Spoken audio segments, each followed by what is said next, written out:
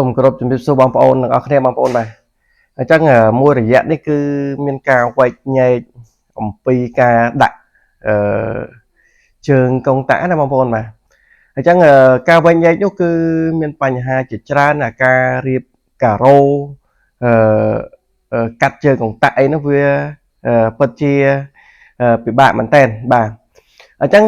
សម្រាប់ខ្ញុំជាទូទៅខ្ញុំធ្វើការយូរឆ្នាំដែរហើយ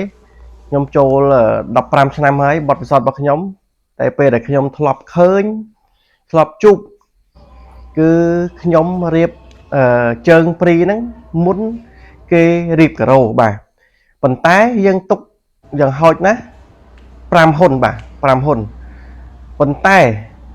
បើសិនជាជាងការ៉ូបាទខ្ញុំមិនដឹងថាជាងជំនាញខាងណាទេបាទបើសិនជាជាងក្រុមហ៊ុនចេះពិតប្រកបបាទចេះពិតប្រកបណាចេះរៀបការ៉ូពិតប្រកបណាដើរទន្ទឹមជាមួយជាងភ្លើងផងដែរបាទអញ្ចឹងពេលដែលយើងមុននឹងនេះយើងត្រូវដាក់ជើងតាក់មុនរៀបការ៉ូបាទបានគេវាស់ទៅត្រូវຂ្នាតរបស់វាបាទត្រូវຂ្នាតជើងរបស់ជើងកុងតាក់ណាប៉ុន្តែជាងខ្លះគឺគាត់ខ្វះជំនាញរៀបការ៉ូបាទជាងខ្លះទៀតគឺគាត់ជំនាញតែម្ដងបាទកាត់ទៅតម្រូវឲ្យត្រូវតែម្ដងបាទអញ្ចឹងបងប្អូនខ្លះនៅតែវែកញែកថាបងជាងខ្លះគាត់វែកញែកថានៅតែរៀបការ៉ូមុនកាត់ជើងព្រីបាទវាមិនត្រឹមត្រូវទេបងប្អូនបាទបងប្អូនទៅរៀបយ៉ាងម៉េចបាទបើយើងរៀបទុកបាត់ខ្សែចិត្តទៅយើងទៅវាស់កន្លែងណាឃើញបាទបើសិនជាអត់មានប្លង់អញ្ចឹងណាបងប្អូនបាទប៉ុន្តែយើងមិនត្រូវកាត់ការ៉ូតាមក្រោយដាក់ជើងព្រីទេបាទមិនត្រឹមត្រូវមិនស្អាតទេបាទអញ្ចឹងបងទាំងអស់គ្នាបងអាចធ្វើយ៉ាងម៉េចបានគឺធ្វើយ៉ាងហ្នឹងទៅអត់អីទេសម្រាប់ខ្ញុំគឺខ្ញុំដាក់ជើងព្រីមុនហើយបាទដាក់ជើងព្រីមុនដើម្បីឲ្យពូជាងគាត់កាត់បាទឲ្យគាត់កាន់អញ្ចឹងណាប្រាប់គាត់កាត់ប៉ុណ្ណេះអញ្ចឹងទៅតែបើជាង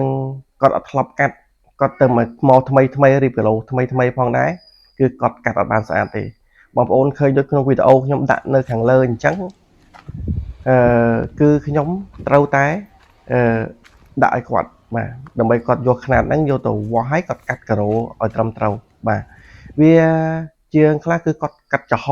ធំហ្មងបងប្អូនបាទកាត់ចំហធំហ្មងអញ្ចឹងពេលដែលយើងចាប់ព្រីចាប់កុងតាក់ទៅវាលឹបបាត់បាទវាលឹបបាត់ណាអញ្ចឹងវាមិនស្អាតទេបាទអញ្ចឹង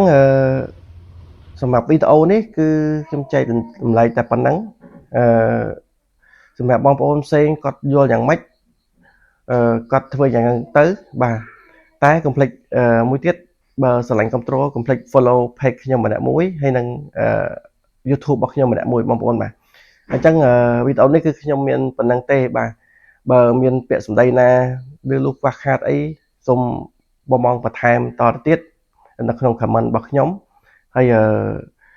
comment សូមពាក្យល្អមកបាទជួយលើកស្ទួយយើងទាំងអស់គ្នាជាងយើងទាំងអស់គ្នាបាទអញ្ចឹងខ្ញុំមានតែប៉ុណ្្នឹងទេ